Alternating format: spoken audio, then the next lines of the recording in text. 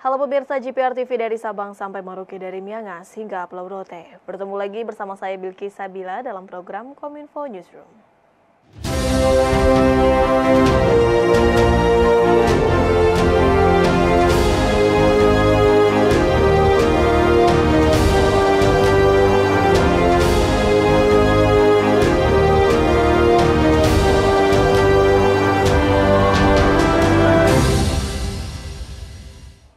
Inilah Kominfo Newsroom selengkapnya. Pemirsa, inisiatif Indonesia dalam penanganan tindak pidana perdagangan orang akan dibahas dan dituangkan dalam Asian Leaders Declaration on Combating Tip Caused by Abuse of Technology. Kompleksnya permasalahan TPPO memerlukan upaya penanganan regional secara kolektif.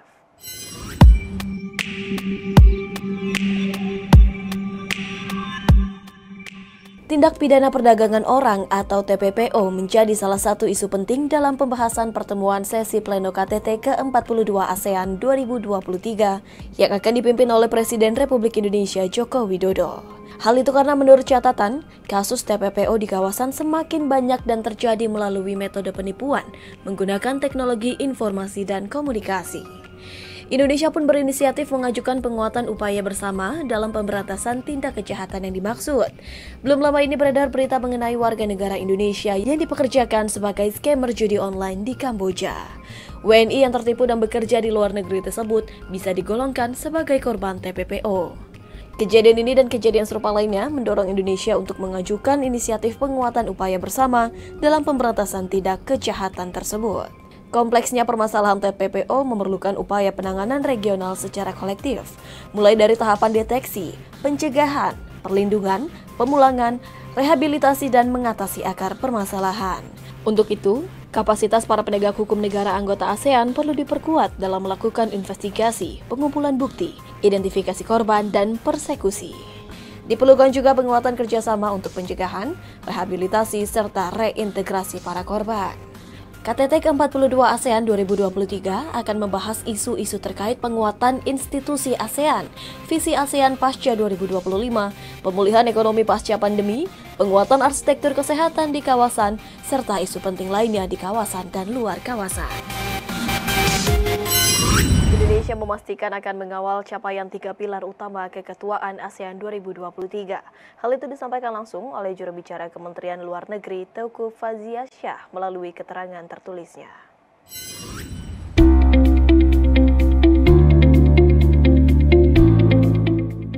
Juru bicara Kementerian Luar Negeri Teuku Faizasyah melalui keterangan tertulisnya memastikan akan mengawal capaian-capaian 3 pilar utama dalam keketuaan Indonesia di ASEAN 2023. Pada pilar pertama, yakni ASEAN Matters, Indonesia telah menyiapkan visi besar ASEAN 2045 serta proses pembahasan rancangan deklarasi pemimpin ASEAN untuk penguatan kapasitas dan efektivitas institusional ASEAN. Pada pilar kedua, Epicentrum of Growth, seperti penguatan arsitektur kesehatan, penguatan ketahanan pangan, dan penguatan ketahanan energi, termasuk melalui pembangunan ekosistem kendaraan listrik. Sementara pada pilar ketiga, yakni implementasi Asian Outlook on the Indo-Pacific atau penegasan posisi ASEAN dalam peranannya untuk menjaga perdamaian, keamanan, stabilitas, dan kemakmuran di kawasan Indo-Pasifik berdasarkan prinsip inklusivitas, kerjasama ekonomi, dan ekonomi pembangunan. Melalui tema keketuaan ASEAN yaitu Asian Matters Epicentrum of Growth, Indonesia bertekad mengarahkan kerjasama ASEAN 2023 untuk melanjutkan dan memperkuat relevansi ASEAN dalam merespon tantangan kawasan dan global, serta memperkuat posisi ASEAN sebagai pusat pertumbuhan ekonomi kawasan untuk kemakmuran rakyat ASEAN. Sementara itu pemirsa, Kementerian Komunikasi dan Informatika mempersiapkan bimbingan teknis untuk mendukung kesuksesan penyelenggaraan keketuaan ASEAN 2023. Direktur Jenderal Informasi dan Komunikasi Publik Kementerian Kominfo Usman Kansong mengatakan, kegiatan tersebut sebagai upaya Kominfo untuk mendayagunakan aset-aset komunikasi pemerintah dalam mendukung KTT ASEAN Indonesia 2023.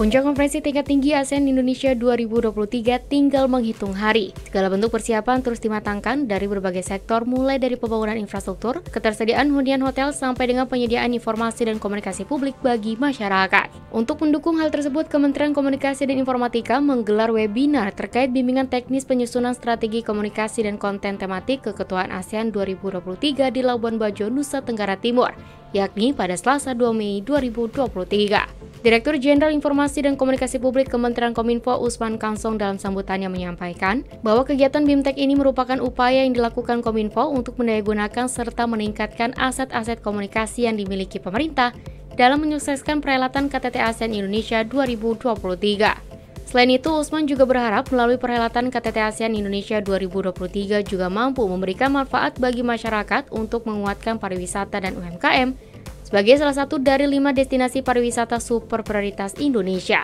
Lewat keketuaan Indonesia di ASEAN ini kita bisa meningkatkan nation branding Indonesia dan bisa meningkatkan kepercayaan publik kepada pemerintah. Ya, nanti barangkali Mas Aji ataupun Bu Desi bisa memandu teman-teman konten-konten apa sih yang bisa kita buat dari yang ringan sampai yang berat. Tetapi sebetulnya tujuan kita ini kan bagaimana membumikan keketuaan kita di ASEAN ini agar masyarakat di bawah itu memahami apa itu terjemahan ASEAN Matters Epicentrum of Growth. Ya, barangkali masyarakat awam, ya bahkan masyarakat Labuan Bajo sendiri juga bertanya-tanya, apaan itu ASEAN Matters itu? Ya, terjemahan harfiahnya apa, maksudnya apa begitu. Ini juga hal-hal yang bisa kita angkat ya, tetapi yang lebih penting adalah apa sih manfaat keketuaan Indonesia di ASEAN ini bagi rakyat, bagi masyarakat. Kan itu yang ingin kita cari. Pemirsa, Menteri Kesehatan Budi Gunadi Sadikin meninjau langsung kesiapan fasilitas dan layanan kesehatan di RSUD Komodo. Menurutnya, dari layanan kesehatan masih dikatakan belum sepenuhnya rampung, namun terkait fasilitas dan alat kesehatan sudah lengkap.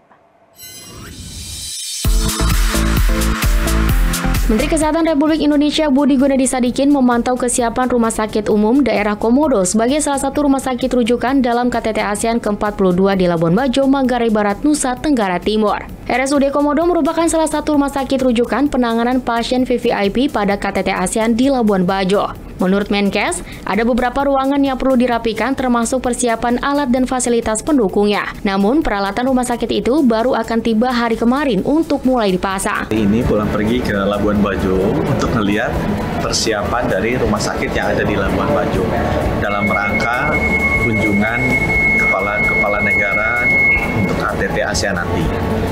RSUD milik pemerintah daerah ini baru dibangun. Memang belum selesai secara lengkap, tapi fasilitasnya ini lengkap sekali.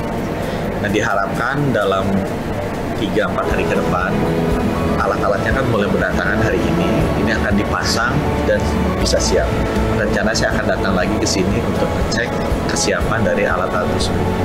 Karena alat-alat yang akan datang nanti adalah alat yang sophisticated, yang bisa digunakan untuk menangani kalau ada serangan jantung dan serangan stroke. Sejalan dengan hal tersebut, Direktur Utama RSUD Komodo, Maria Yosapina Melinda Gampar, menuturkan bahwa kesiapan RSUD Komodo sudah mencapai 90%. Fasilitas kesehatan yang berkualitas dan berstandar internasional. Dalam kesempatan itu, Menkes Budi juga sempat mengunjungi laboratorium kateterisasi jantung yang menjadi ruangan khusus untuk penyakit jantung dan stroke. Keberadaan ruangan dengan fasilitas di dalamnya dapat membantu para tamu dan masyarakat yang terkena serangan jantung dan stroke. Terkait dengan KTT ASEAN, RSUD Komodo sendiri menyiapkan ruangan-ruangan untuk perawatan VIP dan VVIP. Persiapan RSUD Komodo sendiri sudah mencapai 90% dan akan rampung paling lambat tanggal 4 Mei tahun 2020. Pemirsa, usai jeda kami akan kembali dengan informasi lainnya. Tetaplah bersama kami dalam Kominfo Newsroom.